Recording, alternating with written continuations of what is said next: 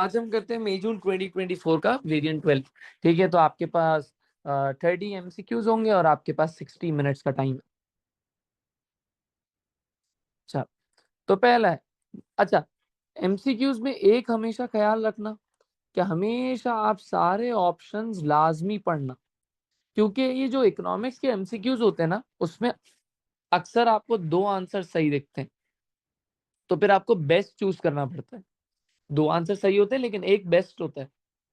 ठीक है, तो हमेशा ट्राई करना कि आप सारे जो ऑप्शन है उसको रीड करो, फिर ही अपने आंसर को मार्क करो। चलो, the diagram shows a production possibility curve. It indicates the combination of consumer goods and capital goods produced by an economy using all its available resources. What does position X indicate? सही है, तो यहाँ पे consumer goods दिए हुए हैं, यहाँ पे कैपिटल गुड्स दिए हुए हैं, यहाँ पे पॉइंट X दिया हुआ है। Sir C. देखते हैं, सारे ऑप्शन पढ़ते हैं।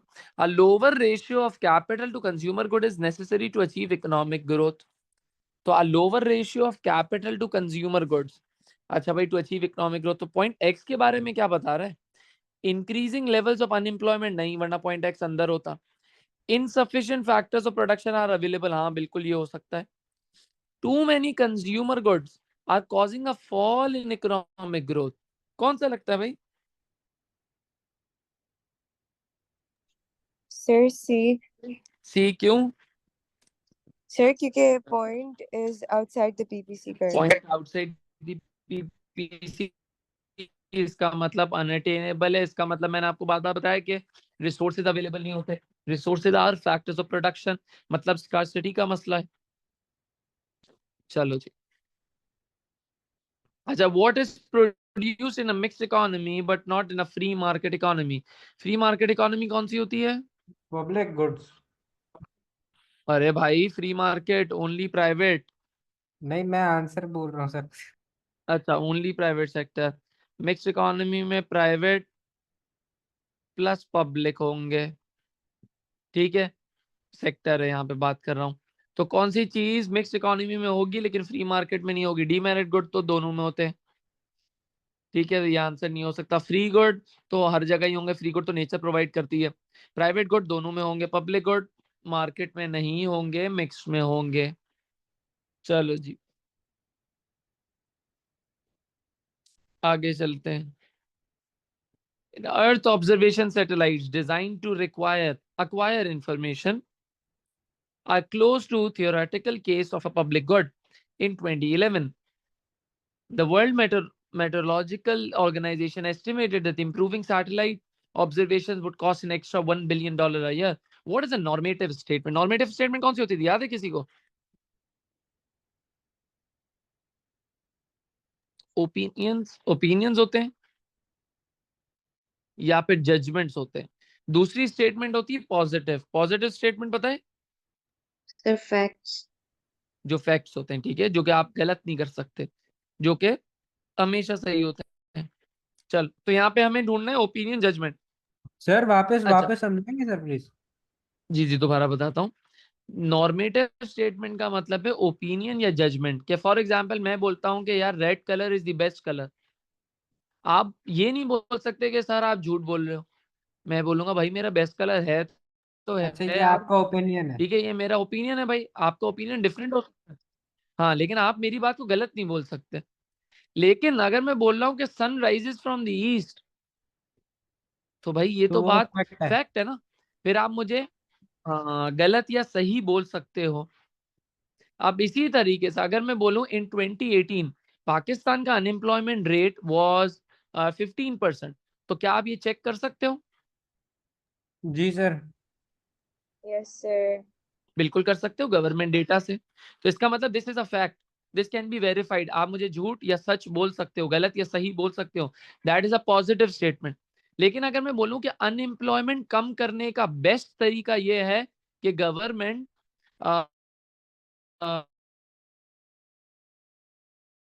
प्रोजेक्ट्स बनाना स्टार्ट कर दे, तो भाई बेस्ट सर आपकी तरीका आवाज बोलने, क्रैक हो रही है ये सर। आपका ओपिनियन है।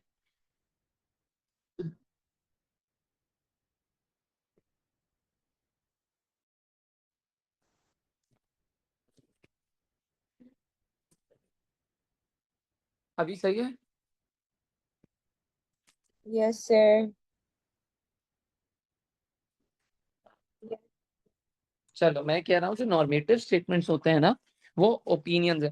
फॉर एग्जांपल मैं कहता हूँ कि अनएम्प्लॉयमेंट को कम करने का बेस्ट तरीका है कि गवर्नमेंट प्रोजेक्ट स्टार्ट कर दे। तो भाई बेस्ट तरीका बोलने वाला मैं ये कौन आपका होता हूँ? ओपिनियन हो ना। ये मेरा ओपिनियन है। लेकिन अगर मैं बोलूँ यार अनएम्प्लॉयमेंट का रेट ये था तो मैं ये चेक कर सकता हूँ। तो ओपिनियन जो होते हैं ना उसमें जो अक्सर वर्ड्स आते हैं आप याद रखना, शुड आता है, मस्ट आता है, ओनली आता है, बेस्ट आता है, ऑट आता है, इस तरह के वर्ड आते हैं जहां पे आप जोर सर दे रहे ऑट होते हो। ऑट का क्या मतलब होता है सर? हाँ, ऑट टू मतलब लाजमी ये करना चाहिए। अच्छा सर, तो डी आंसर हो जाएगा। देखते भाई हमेशा नहीं होता, हमेशा शुड नहीं देखना, पढ़ना भी है। जी ठीक जी है, सर, बाकी सारे फैक्ट्स लग रहे सही है। द एस्टिमेटेड हैं। कॉस्ट ऑफ नहीं, सी इम्प्रूविंग, सी भी है मतलब। चलो देखते हैं। The estimated cost of improving satellite observation is $1 billion a year। भाई चेक कर सकते हो ना? जी सर। तो कैन बी चेक, तो ये है पॉजिटिव, तो ये आंसर नहीं है। फिर क्या हो गया? The information receive from the satellites is non rival.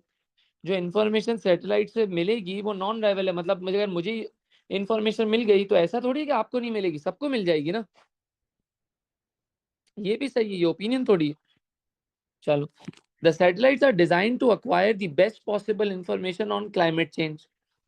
अच्छा, तो ये सैटेलाइट डिजाइन करी गई है to acquire the best possible information on climate change, ये क्लाइमेट चेंज पे बेस्ट पॉसिबल इंफॉर्मेशन मिल पाए, जब भी तो वो सैटेलाइट को ऑब्जर्वेशन को इम्प्रूव कर रहे हैं ना।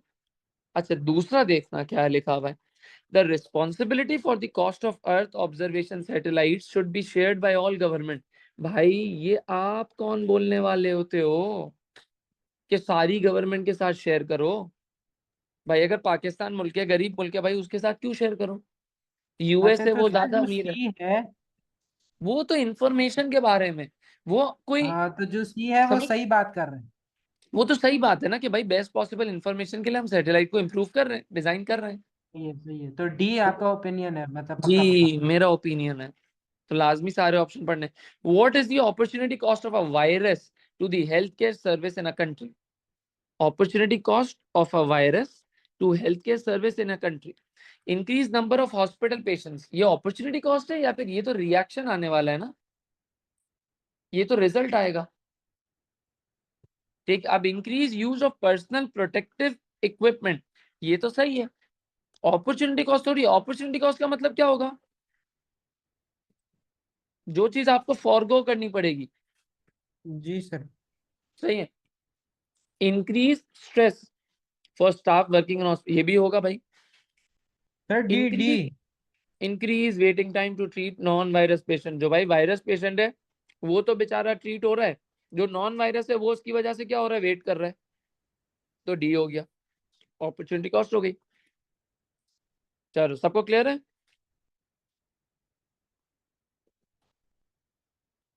The share of total income from profit in a country shows more variation over time than incomes from interest, rent and wages।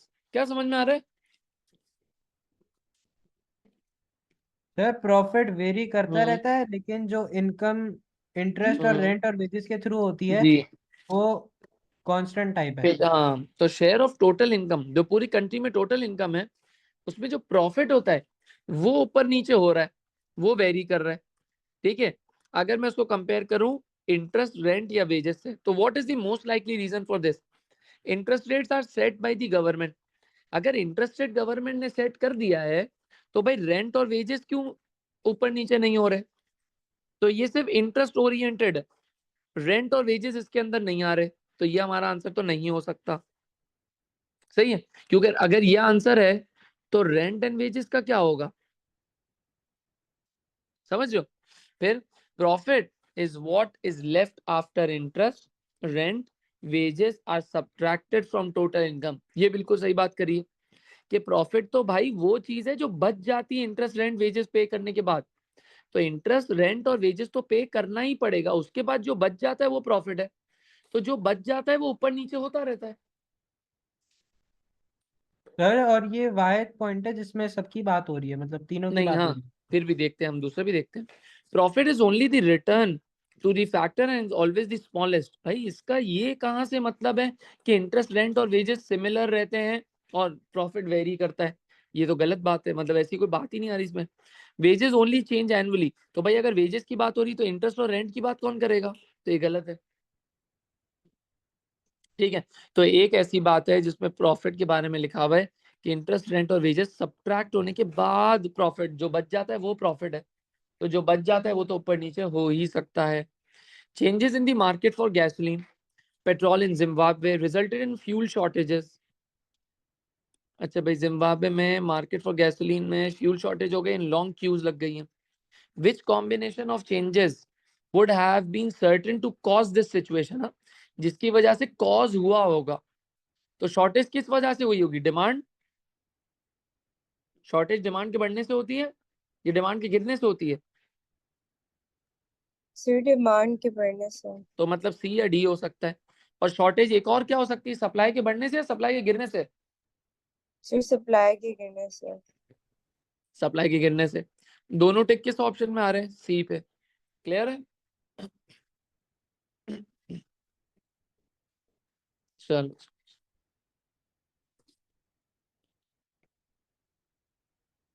the diagram shows the movement of the supply curve from product S1 to S2 at price P. What happens to the price elasticity of supply for the product and the producer surplus when the supply curve moves?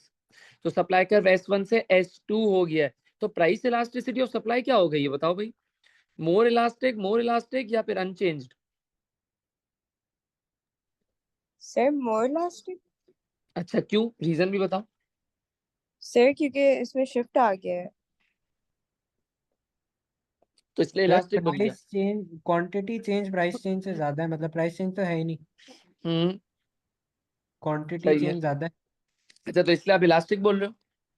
जी।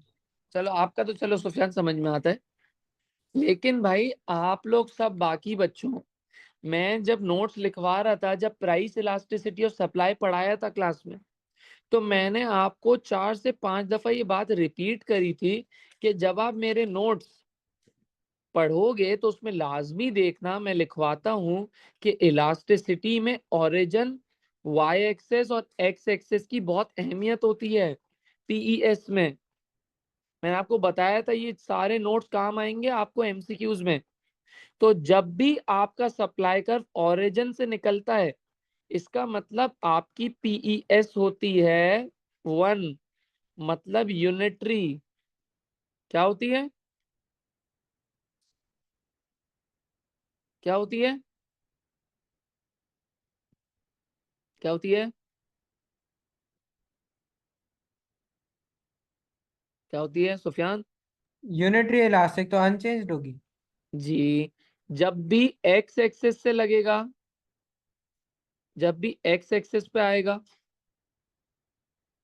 तो elastic होगा, जब भी Y axis से जाएगा तो inelastic होगा। याद रख लो ये बात। तो अगर S1 यूनिटरी था तो S2 भी तो यूनिटरी है, तो इसका मतलब price elasticity of supply change हो रही है? चेंज हो रही है? नहीं नहीं सर। नहीं हो रही। तो इसका मतलब सी या डी में से कोई आंसर हो सकता है। अब चलते प्रोड्यूसर सरप्लस पे। प्राइस के नीचे वाला पार्ट और सप्लाई कर्व के ऊपर वाला पार्ट, ये क्या होता है भाई? Producer producer surplus. सरप्लस।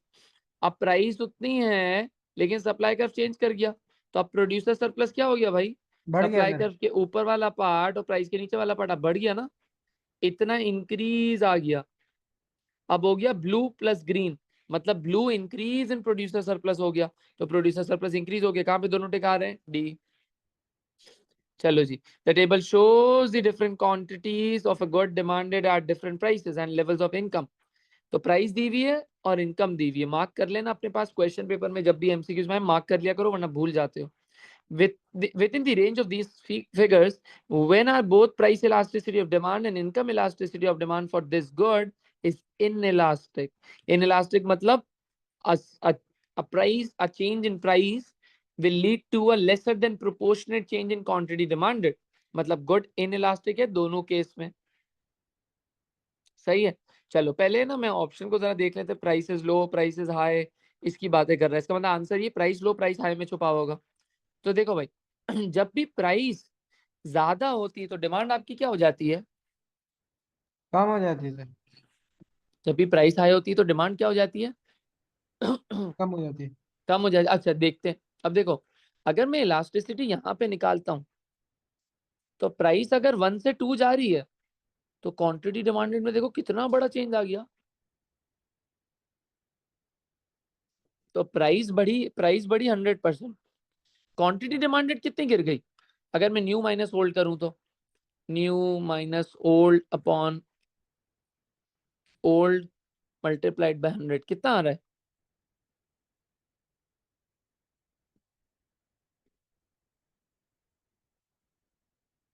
कितना आ रहा है?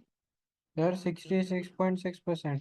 हाँ चलो, इसका मतलब क्या है भाई? अच्छा प्राइस गिरा के भी चेक चेक कर लेना, ठीक है, प्राइस गिरा के भी चेक कर लेना, प्राइस बढ़ा के भी चेक कर लेना, ठीक है।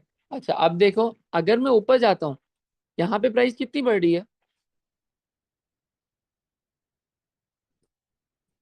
प्राइस कितनी बढ़ रही है? प्राइस कितनी बढ़ी है यहाँ पे? 25%। 25%।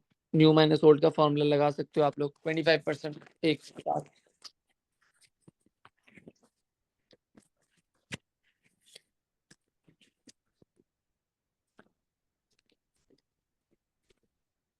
Twenty five percent. अच्छा और फिर क्वांटिटी डिमांडेड में कितना चेंज आ रहा है? 10%। 10% का, चलो सही है। अच्छा जी तो हुआ क्या? सर हुआ क्या क्वांटिटी यहाँ पे हमें डिमांड दिख कम रहा है? चेंज हो रही हाँ है, प्राइस ज्यादा क्वांटिटी चेंज हो रही डिमांडेड है। कम चेंज हो रही है। अच्छा यहाँ पे आ जाओ। अच्छा यहाँ पे जब इनकम 8 to 10 पे जाती है, इसका मतलब 20%, ओ सॉरी 25% चेंज आ गया। क्वांटिटी डिमांडेड में कितना चेंज आ रहा है निकालना, ये कैलकुलेटर से निकालना पड़ेगा, new minus old upon old करके। सर 11.11%। 11 11। अच्छा फिर यहाँ पे इनकम कितनी बढ़ गई? 100% बढ़ गई। 24। जी। अच्छा क्वांटिटी डिमांडेड को क्या हुआ? क्वांटिटी डिमांडेड मल्टीप्लाई पे क्या हो गई? 3। मल्टीप्लाई पे 3 हो गई, मतलब 300%। ये तो इलास्टिक चेंज आ गया ना। तो जी। इनकम हाई पे, इनकम हाई पे कैसा चेंज आ रहा है? इलास्टिक। इलास्टिक चेंज आ रहा है, ठीक है। अच्छा अगर मैं यहाँ पे प्राइस को गिरा के चेक करता हूँ, यहाँ पे 50% प्राइस गिरी, क्वांटिटी डिमांडेड कितनी बढ़ गई जरा चेक करो, मल्टीप्लाई 3 हो गई, 300% चेंज आ गया। मतलब अगर जी यहाँ पे देखो, यहाँ पे भी रिस्पॉन्स ज्यादा ही आ रहा था, फिर मैंने प्राइस को गिरा के भी चेक कर लिया तो रिस्पॉन्स बहुत ज्यादा आ रहा है, इलास्टिक आ रहा है मतलब। अच्छा यहाँ पे अगर मैं गिरा के चेक करता हूँ तो यहाँ पे कितना आ रहा है?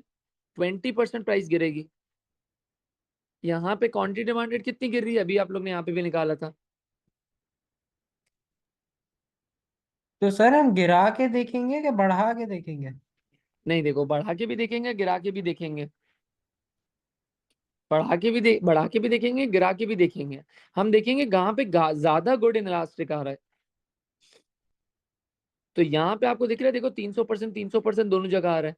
इसका मतलब जब इनकम हाई होती है तो क्वांटिटी डिमांडेड इलास्टिक होती है, प्राइस लो हो रही है तो क्वांटिटी डिमांडेड इलास्टिक है। मतलब जब प्राइस हाई है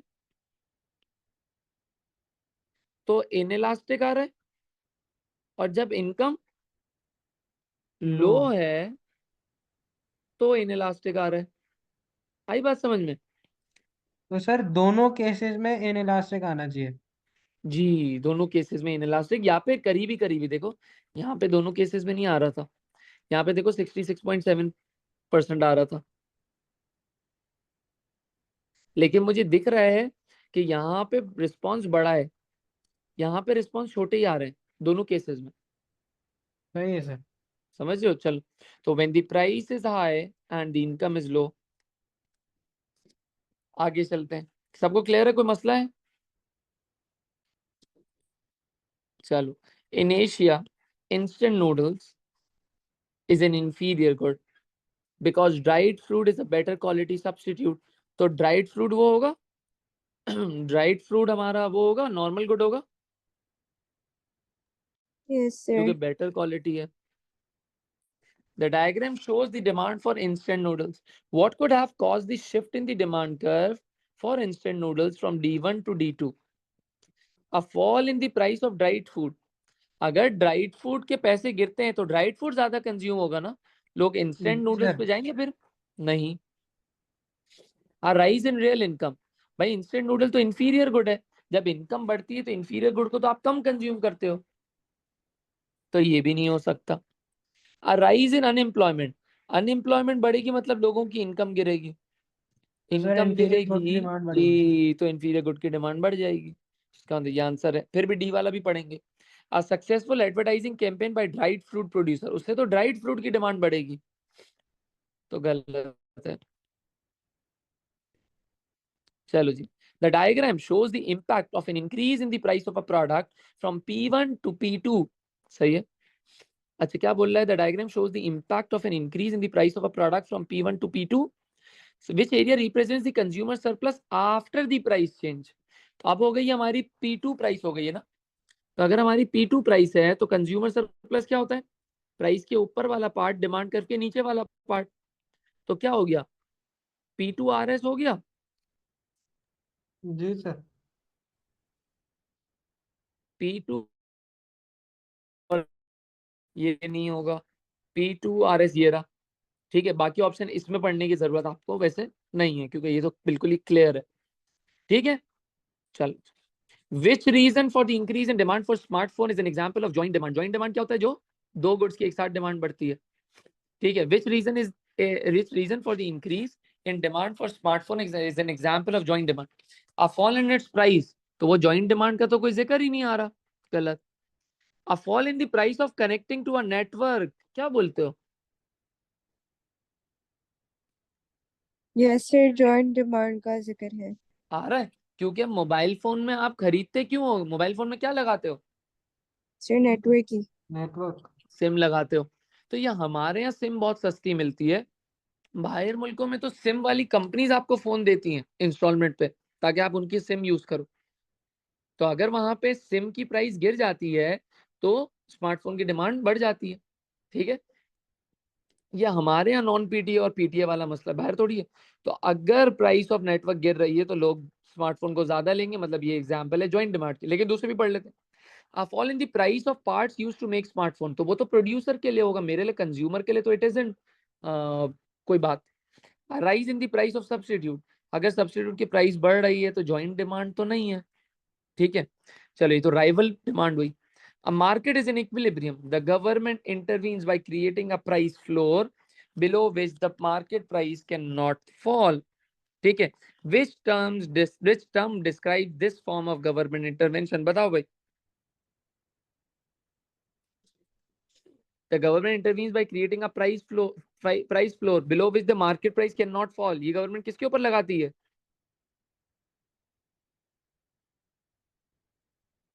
डीमेरिट मिनिमम गुड्स। प्राइस में सर। जी, गवर्नमेंट एक प्राइस सेट कर दी जिसके नीचे नहीं जा सकते। गवर्नमेंट बोला इस प्राइस से नीचे नहीं बेचोगे तो ये डीमेरिट गुड होगा। मतलब कौन सी प्राइस होगी? Minimum minimum. प्राइस।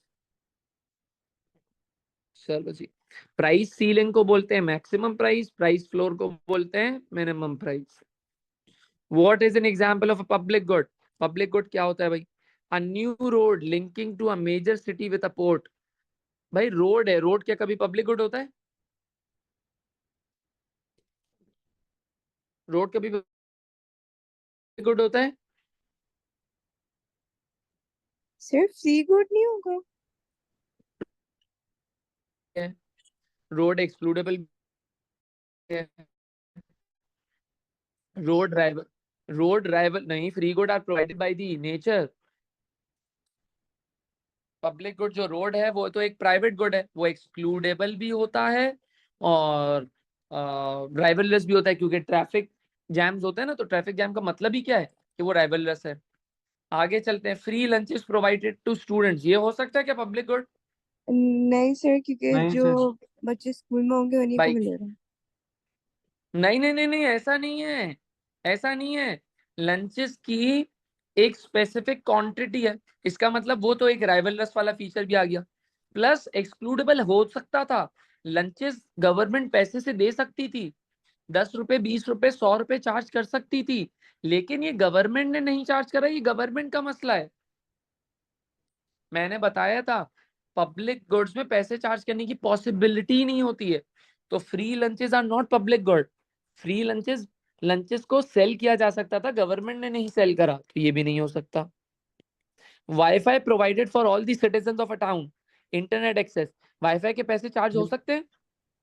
पासवर्ड लगा यस सकते हो तो सर। एक्सक्लूड कर सकते हो। हाँ, और पैसे भी चार्ज हो सकते हैं ना, जी यस तो सर। इसका सर। मतलब ये पब्लिक गुड तो नहीं है। डी स्टेट होगा। प्रोविजन ऑफ डिफेंस, आपको बताया 3 ही पब्लिक गुड होते हैं, defence, street light, light house, खत्म। The diagram shows an initial market equilibrium for an agriculture product of $6 and 800 units. How much will the government have to spend to increase the market price to $10? अच्छा, सही है। अभी price है $6, government चाह रही है कि मैं $10 पे प्राइस ले जाऊं। अगर आपको मार्केट प्राइस $10 पे रखनी है, इसका मतलब आपको क्वांटिटी डिमांडेड और क्वांटिटी सप्लाइड क्या करना पड़ेगा? Sir equal. इक्वल, जब भी मार्केट प्राइस स्टे करेगी ना।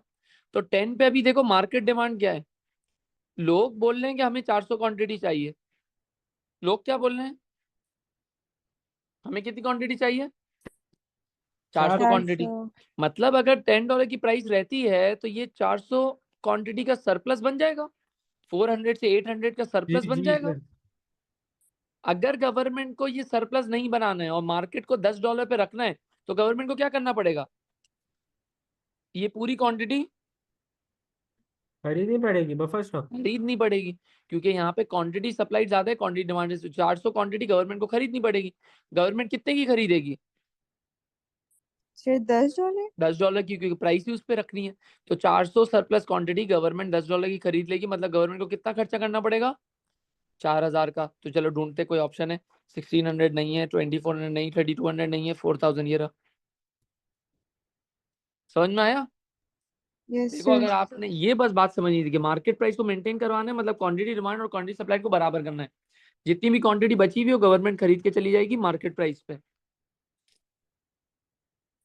चलो जी आगे चलते हैं। Which government policy will increase aggregate demand? Raising indirect tax, भाई इनडायरेक्ट टैक्स तो एग्रीगेट डिमांड को कुछ भी नहीं करती। Reducing the budget surplus, budget budget क्या होता है?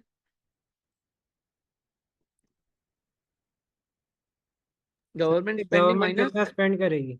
जी, गवर्नमेंट स्पेंडिंग और गवर्नमेंट रेवेन्यू आता है ना। जी जी तो जी। हम बजट सरप्लस को कम कर रहे हैं, इसका मतलब मतलब स्पेंडिंग ज्यादा हो रही है। गवर्नमेंट स्पेंडिंग बढ़ा रहे हैं और गवर्नमेंट का रेवेन्यू क्या कर रहे हैं? कम कर रहे हैं। गवर्नमेंट रेवेन्यू कम कर रहे हैं, मतलब हम टैक्सेस कम कर रहे होंगे, जी सर, डिस्पोजेबल इनकम बढ़ रही होगी। डिस्पोजेबल इनकम बढ़ी, डिस्पोजेबल इनकम बढ़ी मतलब एग्रीगेट डिमांड बढ़ गई भी। अच्छा, जी। गवर्नमेंट स्पेंडिंग भी एग्रीगेट डिमांड का कंपोनेंट होती है, एग्रीगेट डिमांड बढ़ गई, ये आंसर हो सकता है? हो बिल्कुल हो सकता है सकता सर, है। बिल्कुल हो सकता है। सी वाला देखते हैं, रिमूविंग डोमेस्टिक सब्सिडीज, सब्सिडी भाई वो तो सप्लायर का होता है, एग्रीगेट डिमांड का तो कोई मसला ही नहीं है। रिमूविंग इंपोर्ट कोटाज, उससे तो भाई सर इम्पोर्ट ज्यादा होगी, एग्रीगेट डिमांड इंपोर्ट गिरेगी। ज्यादा होगी, एग्रीगेट डिमांड गिर जाएगी, इससे तो भाई बी वाला हो गया। The table gives the value of the price index of an economy in 2 years। 60 से प्राइस इनकम जंप करके 120 चला गया, मतलब इन्फ्लेशन डबल हो गई होगी। जी सर। यस सही है, सर। चलो देखते हैं। अच्छा, what can be concluded about the period? Nominal income doubled, भाई ये तो प्राइस इंडेक्स है, नॉमिनल इनकम के बारे में कैसे बताएगा? नहीं ना। अच्छा, रियल इनकम डबल्ड, नहीं भाई रियल इनकम तो आधी हो गई होगी जब इन्फ्लेशन डबल हुई है, तो रियल इनकम तो आधी हो गई होगी, ये भी गलत है। The cost of living doubled, inflation का दूसरा नाम क्या होता है? Sir, cost of cost. Living. Cost of living, रहने का खर्चा। तो जब भी इन्फ्लेशन ऊपर जाती है तो खर्चा भी रहने का ऊपर जाता है। तो इन्फ्लेशन डबल हुई है, तो इसका मतलब कॉस्ट ऑफ लिविंग भी Double wing. डबल हो गई। ये हो सकता है। आगे देखते हैं। The standard of living Sir, double, standard of living double कैसे हो जाएगा? sir, नहीं ना। standard of living double का मतलब ये होगा ना कि इकोनॉमी बेहतर हो गई है। नहीं नहीं, उसका मतलब होगा कि हमारे मुल्क में, हाँ इकोनॉमी बेहतर भी हो सकती है, इनकम बढ़ गई, इन्फ्लेशन गिर गई, इस तरह हो सकता है ना। तो यहाँ पे तो सही इन्फ्लेशन डबल हो रही है, स्टैंडर्ड ऑफ लिविंग कैसे बढ़ेगा? सही सही। What causes a rise in cost push inflation? Rise in cost push inflation मतलब कोई कॉस्ट फैक्टर बढ़ेगा, कोई कॉस्ट बढ़ेगी, कॉस्ट बढ़ने का फैक्टर ढूंढते हैं। A fall in the rate of income tax, ये तो बहुत अच्छी बात है। A rise in the rate of income tax, ये हो सकता है। लेकिन इनकम टैक्स बोला है ना, कॉर्पोरेशन टैक्स नहीं बोला। अगर कॉर्पोरेशन टैक्स बोलता तो हम लोग वो लिख देते, क्योंकि इनकम टैक्स तो वो कंज्यूमर पे करेगा ना। सही है। तो कोई कॉस्ट का फैक्टर देखते हैं, कोई कॉस्ट का। ठीक है, चल। Depreciation of the exchange rate, अगर एक्सचेंज रेट हमारा डेप्रीशिएट हो जाता है तो हमारे रॉ मटेरियल क्या हो जाएंगे? Sir expensive. जी, तो हमारे इंपोर्टेड रॉ मटेरियल क्या हो जाएंगे? एक्सपेंसिव। और fall in the rate of income tax और rise in the income tax से क्या हो जाएगा? डायरेक्ट एडी अफेक्ट हो जाएगी। ठीक है, तो वो पे डिमांड पुल इन्फ्लेशन पे बातें चली जाएंगी।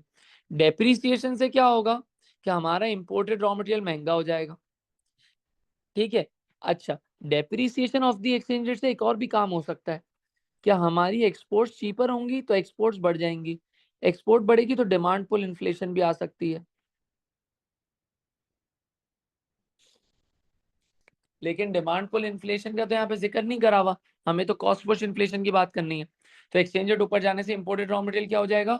महंगा, तो हमारी कॉस्ट बढ़ जाएगी। दूसरा देखो D, an appreciation in the exchange rate, अगर एक्सचेंज रेट एप्रिशिएट हो रहा है तो इंपोर्टेड रॉ मटेरियल क्या हो जाएगा? सर चीप हो जाएगा। चीप हो जाएगा, तो कॉस्ट पुश इन्फ्लेशन तो कंट्रोल हो जाएगी। तो इसका सर मतलब C answer. With change affecting an economy's labor force will cause an increase in economic growth in the shorter runs. एक मिनट दोबारा पढ़ते हैं। With change affecting an economy's labor force will cause an increase in economic growth in the shorter run. अच्छा, shorter run में economic growth मिल जाएगी। An increase in students entering university, अगर university में लोग एंटर कर रहे हैं तो उसमें शॉर्ट रन में कोई फायदा होगा? नो सर लॉन्ग टर्म में होगा। वो तो 4-5 साल लगेंगे अभी। N increase in the birth rate, अगर बर्थ रेट बढ़ा तो बच्चा जब बड़ा होगा जब होगा भाई, तो 15-20 साल लगने वाले हैं, ये भी नहीं। N increase in the immigration of skilled labour, बिल्कुल सही है। स्किल्ड यस लेबर आज ही आएगा, आज ही काम करने लग जाएगा। बी यस वाला भी सर। पढ़ लेते हैं। An increase in the school leaving age, अगर आपने स्कूल लिविंग एज को बढ़ा दिया तो लोग तो स्कूल के अंदर ही बैठे रहेंगे, पढ़ते रहेंगे, तो लेबर यस फोर्स कैसे बढ़ेगी? लेबर फोर्स तो कम हो जाएगी। तो ये भी नहीं हो सकता। क्लियर है सबको?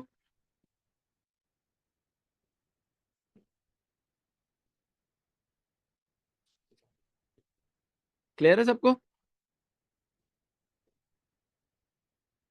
चलो, which factor explains the difference between GDP and GNI? GDP क्या होता है? Sir gross domestic product. Gross domestic product. सही है। GNI? Sir gross national income. जी, तो इन दोनों में डिफरेंस क्या है? सर एक इकोनॉमी की बात करिए और एक नहीं, ये नोट्स में लिखवाया हुआ है।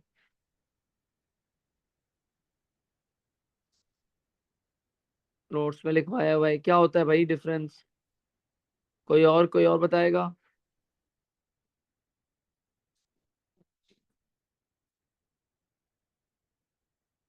नहीं, नाम से क्या पता चल रहा है? ग्रॉस डोमेस्टिक प्रोडक्ट और ग्रॉस नेशनल इनकम, नाम से क्या पता चल रहा है? सर एक ओवरऑल इकोनॉमी की बात हो रही है और एक बाहर से आई हुई इनकम। इन दोनों में डिफरेंस क्या होता है? बिल्कुल सही है, बाहर से आई हुई इनकम तो है। ग्रॉस नेशनल इनकम में आप जो भी नेट इनकम फ्रॉम अब्रॉड होती है ना, उसको आप माइनस करते हो या प्लस कर लेते हो, अगर जो भी होता है नेट वाली इनकम। तो जीडीपी और जीएनआई में क्या डिफरेंस होता है कि जीडीपी में आपका ग्रॉस डोमेस्टिक प्रोडक्ट आ गया, जीएनआई में आप क्या करते हो, नेट इनकम फ्रॉम अब्रॉड को भी ऐड करते हो या माइनस करते हो, जो बाहर से पैसे आए। बाहर से कौन से पैसे आते हैं? बाहर से कौन से पैसे आते हैं जिसको क्या बोलते हैं? रेमिटेंसेस, या फिर बाहर से जो पैसा आता है। तो इसका मतलब जो आपके पास बाहर से पैसा आया, वो क्या करोगे आप, माइनस या प्लस करोगे नेट। आप उनको कुछ पैसा देते हो, कुछ बाहर वाले आपको पैसा देते हैं, फिर देखो उनका डिफरेंस, वो माइनस कर दो जीडीपी में से या फिर ऐड कर दो, तो ग्रॉस नेशनल इनकम पे आ जाओगे। तो देखते हैं, फॉरेन इन्वेस्टमेंट इन दी domestic automobile industry. Foreign investment नहीं आती, इन्वेस्टमेंट नहीं आएगी, ठीक है, क्या आएगी, क्या आएगी? जो लोग कमाते हैं, कमाने वाली। फॉरेन इन्वेस्टमेंट कमाया क्या आपने? No sir. नहीं।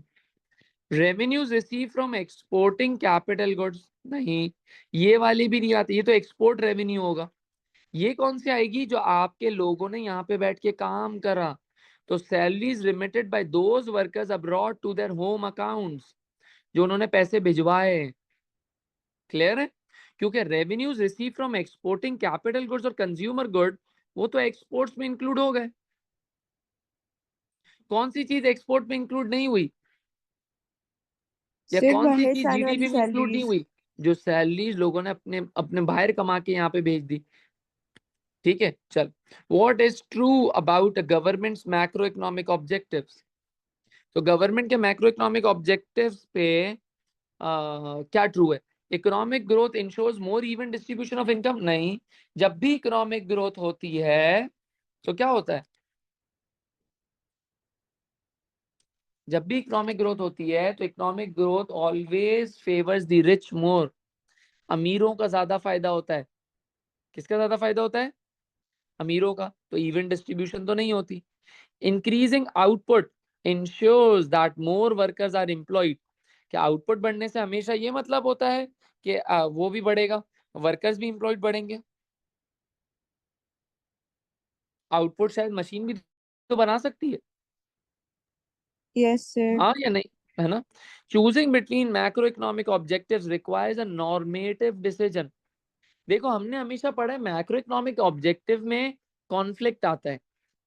अनएम्प्लॉयमेंट को गिराने की कोशिश करते हैं तो लोगों के पास पैसे आते हैं, तो लोग स्पेंडिंग करते हैं, तो इन्फ्लेशन आ जाती है। अगर हम इकोनॉमिक ग्रोथ करते हैं, लोगों के पास पैसा आता है, तो लोग इंपोर्ट करते हैं, तो हमारा बैलेंस ऑफ पेमेंट खराब हो जाता है। तो इसका मतलब मैक्रो इकोनॉमिक ऑब्जेक्टिव लोगों के ओपिनियन पे बेस करता है कि गवर्नमेंट क्या चाहती है, किसको अच्छा करना चाहती है, ये भी हो सकता है। डी वाले पे आते हैं। A stable rate of inflation mean zero inflation is required. Stable का मतलब होता है कि इन्फ्लेशन अगर 5% है तो 5% ही रहे। इन्फ्लेशन का ये मतलब थोड़ी होता है कि जीरो इन्फ्लेशन हो। तो कौन सा सही लगता है? सर सी, सी। नॉर्मेटिव सर ये ओपिनियन बेस्ड। एक्सप्लेन वापस कर देंगे? जी जी। तो देखो, choosing between macro economic objectives requires a normative decision, कि मैक्रो इकोनॉमिक ऑब्जेक्टिव कौन सा अच्छा है, कौन सा नहीं अच्छा है, चूज करना है आपको। तो वो ओपिनियन पे बेस करता है। मुझे अच्छा लगता है कि इकोनॉमिक ग्रोथ अच्छी है। कोई सर गवर्नमेंट बोल सकती है कि मुझे अच्छी अनएम्प्लॉयमेंट लो लगती है।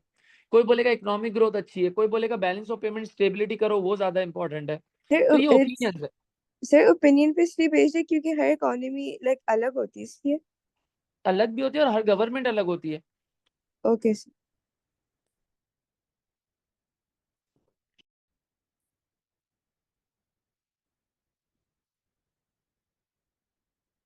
The original equilibrium in the show in the economy is represented by point X. The intersection of AD1 and AS1 on the AD and AS diagram shown. The government decreases the money supply. Money supply decrease होगा तो क्या होता है? अभी हम यहाँ पर हैं, अभी हमें यहाँ पे AD1 और AS1 पे, मतलब हम अभी एक्स पर हैं। अगर गवर्नमेंट मनी सप्लाई गिरा देती है तो क्या होगा? मनी सप्लाई गिरती है तो क्या होगा? AD गिरेगी, AS गिरेगी? Sir, AD.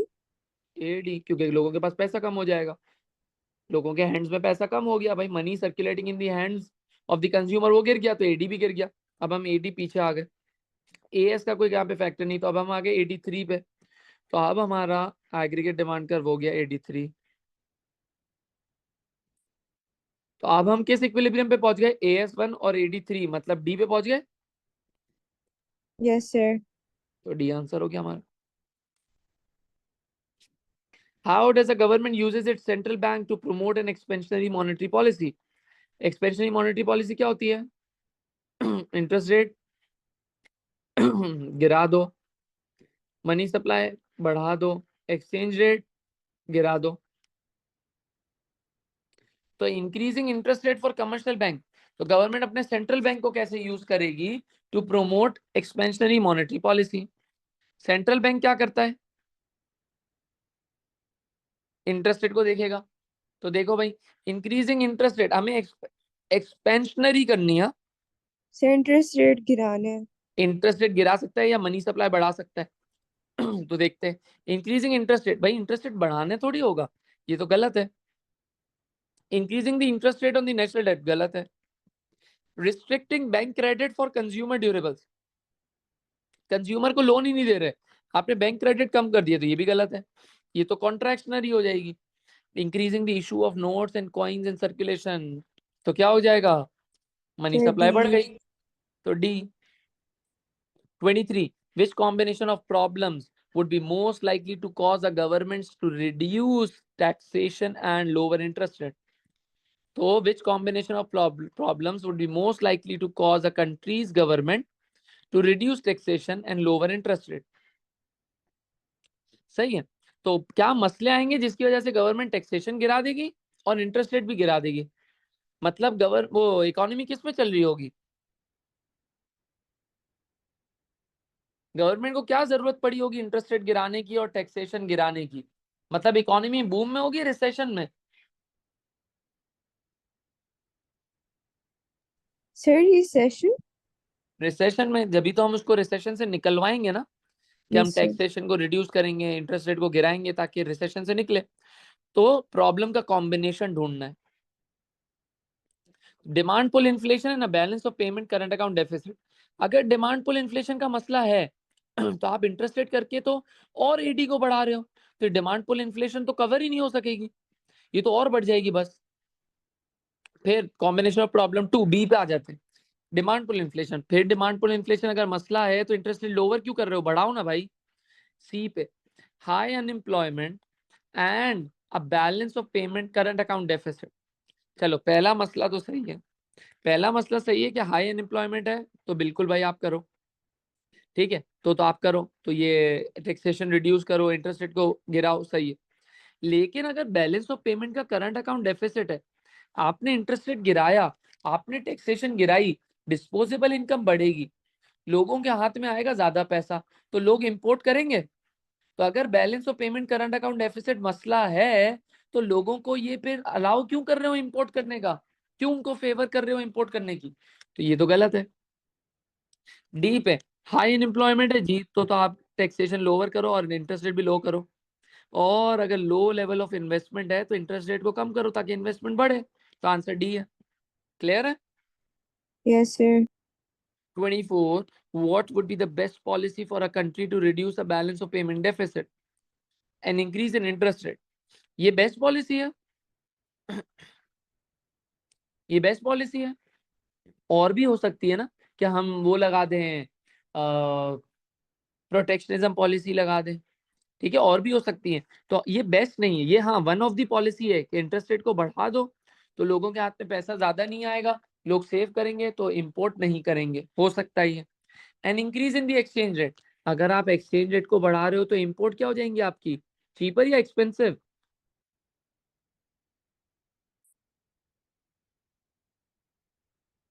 अगर आप एक्सचेंज रेट को बढ़ा रहे हो तो आपको इंपोर्ट क्या दिखेगी? चीपर या एक्सपेंसिव?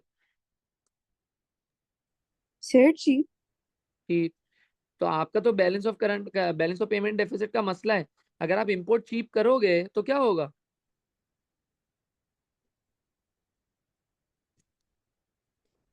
तो इंपोर्ट बढ़ जाएगी गिर जाएगी? Sir, imports बढ़ जाएंगी. तो बैलेंस ऑफ पेमेंट डेफिसिट और आ जाएगा, तो ये तो नहीं हो सकता। Yes, sir. Reduction in direct taxes, direct taxes को रिड्यूस कर दिया तो लोगों की डिस्पोजेबल इनकम बढ़ी, लोग तो और इंपोर्ट करेंगे। D, reduction in subsidies to domestic industry, आपने डोमेस्टिक इंडस्ट्री की सब्सिडी रोक ली, तो जो लोकल माल बिकता था आपके मुल्क में, या फिर जो आप सस्ती सस्ती एक्सपोर्ट करते थे सब्सिडी के ऊपर, वो अब नहीं करोगे, तो आपकी तो एक्सपोर्ट गिर गई। Yes, sir. तो ये तो गलत है। तो इसका मतलब जो इंटरेस्ट रेट वाला है वही बच गया, तो वही हमारा बेस्ट हो गया। वरना अगर प्रोटेक्शनिज्म पॉलिसी कोई लिखी भी होती तो वो बेस्ट हो जाता। ठीक है, तो हमेशा सारे ऑप्शन पढ़ने हैं। 25, a government wants to protect its textile industry from imports. Which policy is likely to have the least impact on the import of textiles? Least impact.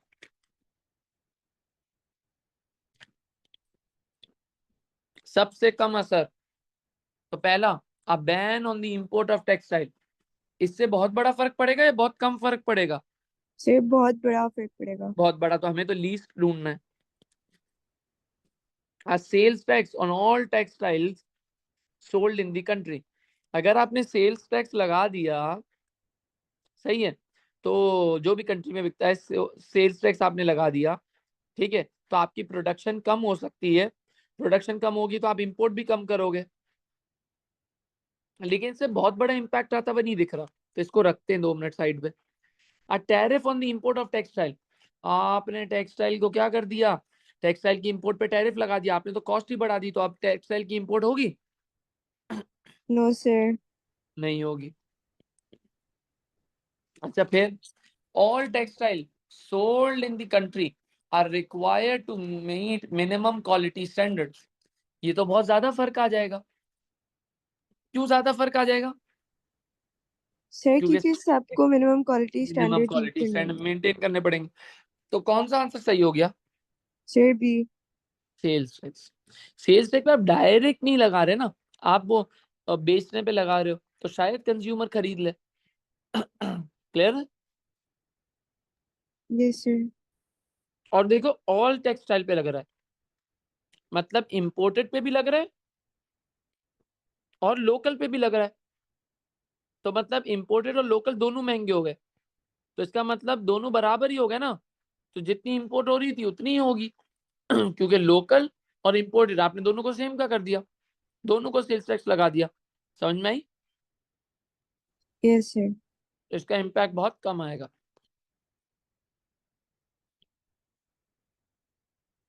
A major European company announced that primary income account deficit of its balance of payment changed from 20 billion to 50 billion. Primary income क्या होती है? Return on एफओपीज, जिसके अंदर rent आता है, profits आते हैं, interest आता है, डिविडेंड्स आते हैं।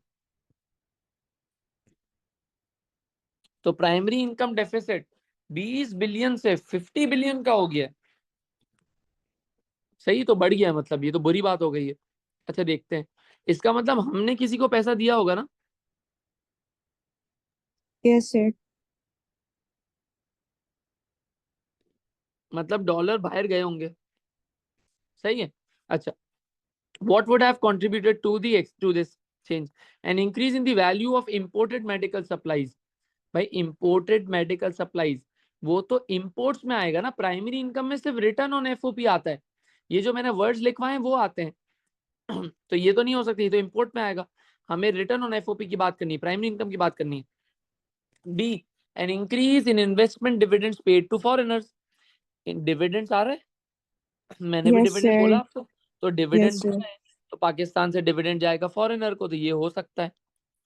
सी a reduction in the value of exported manufactured good. भाई एक्सपोर्ट की बात हो रही है, वो तो विजिबल ट्रेड या इनविजिबल ट्रेड वाली बात होगी, तो गुड्स है तो विजिबल ट्रेड में जाएगा। अ reduction in the expenditure by visiting tourist, ठीक है, तो ये क्या है भाई, ये भी एक्सपोर्ट्स में जाएगा, तो ये तो इसमें नहीं आएगा, ठीक है। चलिए, तो कौन सा आएगा, डिविडेंड्स वाला आएगा, B. The diagram shows the amounts of cotton and butter that can be produced in countries X and Y with a given quantity of resources. What can be concluded from the diagram? Country X has an absolute advantage in the production of cotton. ठीक है, तो क्या है देखते हैं।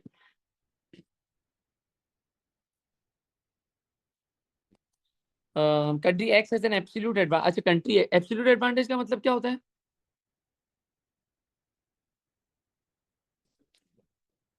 Absolute advantage का मतलब क्या होता है? Sir, opportunity में ज्यादा cost? बनाना, वो कंपेरेटिव होता है, एब्सोल्यूट होता है क्वांटिटी में ज्यादा बनाना। Okay, तो sir. भाई वाई तो दोनों क्वांटिटी में ज्यादा बनाता है, तो वाई को तो दोनों में एब्सोल्यूट एडवांटेज है, तो जो यहाँ पे लिखा हुआ है country X as an absolute advantage, ये तो हो ही नहीं सकता। अब देखते हैं बी वाला, country X as a comparative advantage in the production of butter, तो लिखते हैं अभी वाई का लिखते हैं, यहाँ पे एक्स का लिखते हैं। एक्स 190 बटर बनाता है, या फिर 300 कॉटन बना सकता है।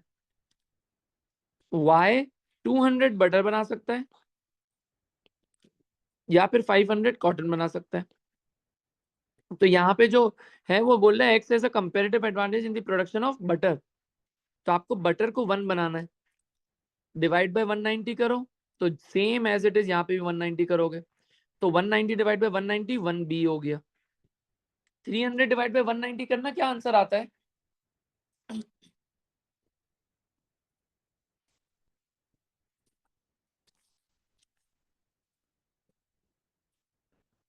1.57. 1.57 कॉटन, मतलब या तो एक्स 1 बटर बना ले, या फिर 1.57 कॉटन बना ले। वाई का करते हैं, फिर बटर में ही लाना है आपको, तो डिवाइड बाय 200 करते हैं 1 लाने के लिए, यहाँ पे भी डिवाइड बाय 200 सेम करना पड़ेगा। 1 बी इज 2, 500 डिवाइड बाय 200 होता है 2.5 कॉटन। तो वाई कंट्री को एक बटर बनाने के लिए 2.5 कॉटन गिव अप करने पड़ेंगे, एक्स कंट्री को एक बटर बनाने के लिए 1.57 कॉटन गिव अप करने पड़ेंगे। तो किसकी अपॉर्चुनिटी कॉस्ट है, किसको कम गिव अप करना पड़ेगा बटर बनाने के लिए? Sir, X को. एक्स को। Sir, X. इसका मतलब ये आंसर सही है। Yes, sir. What is indicated by an economy terms of trade, बताया था टर्म्स ऑफ ट्रेड का मतलब क्या होता है? Export prices upon, Import prices. ढूंढ लेते हैं इसमें से, the degree of its dependence on import, गलत। The international competitiveness of its export, नहीं। The purchasing power of its exports relative to imports, ये हो सकता है। Yes, sir. एक्सपोर्ट कितने की इंपोर्ट कितने की, तो पता चल जाएगा कितने एक्सपोर्ट में कितने इंपोर्ट आ जाएंगे, हो सकता है। डी पे भी आ जाते हैं, the relative strength of its currency in the foreign exchange, ये तो करेंसी के बारे में तो कुछ बता ही नहीं रहा, स्ट्रेंथ के बारे में। 29, what will cause an increase in the demand for US dollar, US dollar की डिमांड कब बढ़ेगी? Dividend paid from US firms to foreign shareholder, तो ये तो डॉलर आपका बाहर चला जाएगा, सिर्फ डॉलर की डिमांड नहीं बढ़ रही बल्कि सप्लाई बढ़ रही है। Foreign firms buying US firms, जब फॉरेन फर्म आके यूएस फर्म खरीदेंगी, तो यूएस फर्म जब खरीदेंगी तो यूएस को किस पे पेमेंट करेंगी? Sir, dollars? तो डॉलर की डिमांड बढ़ गई, Yes, sir. हो सकता ही है। See the foreigners who live in the US sending money home to their relatives, तो ये तो बाहर भेजेंगे, तो ये तो डॉलर की सप्लाई बढ़ाएंगे क्योंकि दूसरी करेंसी में पैसा जाएगा abroad. The the US government wanting to hold reserves of foreign currency, अगर यूएस गवर्नमेंट फॉरेन करेंसी को होल्ड करेगी तो क्या होगा, तो ये तो सप्लाई नहीं अफेक्ट होगी। Yes, sir. ठीक है, तो कौन सी चीज डिमांड बढ़ाएगी? Sir, other firms buying US firms. जी ठीक है, चलो थर्ड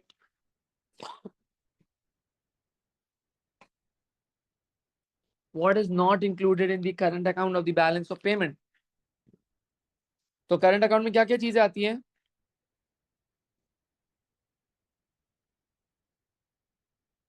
करंट अकाउंट में कौन सी 4 चीजें आती हैं? Sir, international aids होते हैं. नहीं नहीं, वो किस में आता है? नाम क्या थे? करंट अकाउंट में कौन सी 4 चीजें आती हैं? एक वीटी आता है, विजिबल ट्रेड, एक आता है Invisible trade. जी इनविजिबल ट्रेड, और प्राइमरी इनकम और और secondary. Secondary income. International aid हमने बढ़ा था, सेकेंडरी इनकम में आता है। Yes, sir. Trade in goods visible trade में आ जाएगा। Trade in services invisible trade में आ Invisible. जाएगा। फॉरेन डायरेक्ट इन्वेस्टमेंट नहीं आती। Yes, sir. क्लियर है? समझ में आ गया? Yes, sir. तो ये आपका मई जून 2024 वेरिएंट 12 खत्म हो गया।